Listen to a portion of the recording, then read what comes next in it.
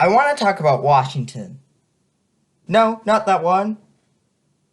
Wait, am I reusing a joke?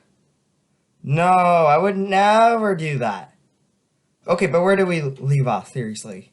Okay, so they started a revolution, America got independent. Before we talk about Washington, though, we gotta talk about the AOC. Not that AOC. Okay, so we got the Articles of Confederation. It was created after the Revolutionary War. But what were the Articles of Confederation? The Articles of Confederation were the first attempt at a government America had. It was pretty good at handling the new created territory with the Northwest Ordinance, but overall it sucked. Why did the Articles of Confederation suck? Well, reason number one, they didn't use cardinal voting. Okay, to be fair, America today does not use cardinal voting. Yet. Reason number two, it was weak. It couldn't even tax the states. Being weak was the main reason why the Articles of Confederation was bad.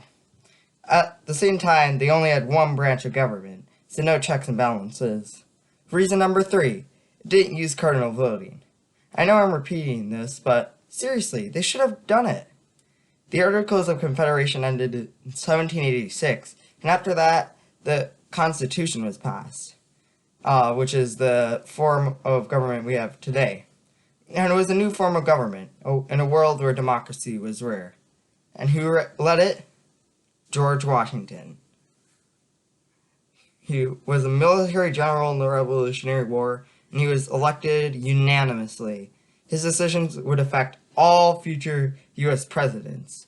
So these were precedents that he created for the presidents.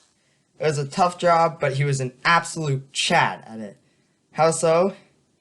Reason number one, not being a normal politician. Think about politicians today. They want maximum political power. Not George Washington, though. He only served 2 terms and then resigned, which every president did from then on, but FDR. FDR!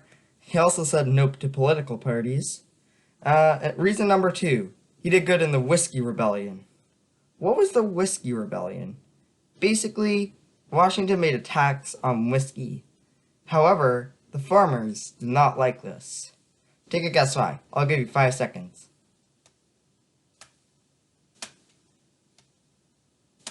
If you guess that's basically what they just made, you would be correct. Good job. They started protesting, and they refused to pay taxes, and they even did some classic tarring and feathering. Washington didn't want to do violence at first. However, the protests started to get violent. So George Washington did what he had to, and he responded with a military force against the opposition. Now think to yourself, was this a good precedent? This wasn't abroad. This was just in the States. Can you think of any other state rebellion? Perhaps in the 1860s? Reason number 3, being neutral in foreign affairs. So George Washington did not like long-term alliances, which is definitely very much a NATO moment.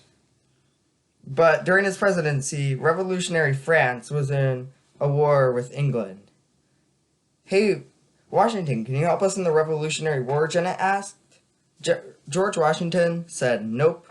Many people did not like this decision, but George Washington continued to stay neutral.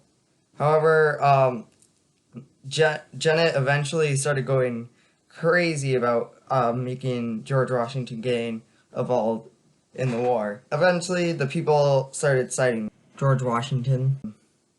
Wow, that is such a great precedent. I'm sure that not getting into wars abroad will last a while. Oh, right. Well, George Washington, at least you tried. Here are a few other quick reasons why George Washington was a Chad. First, he was for the eventual abolition of slavery in the long term, which is go human rights. He also created the National Bank, which was very helpful, and he also signed the Treaty of San Lorenzo, which improved relations with Spain. So, overall, George Washington was a Chad.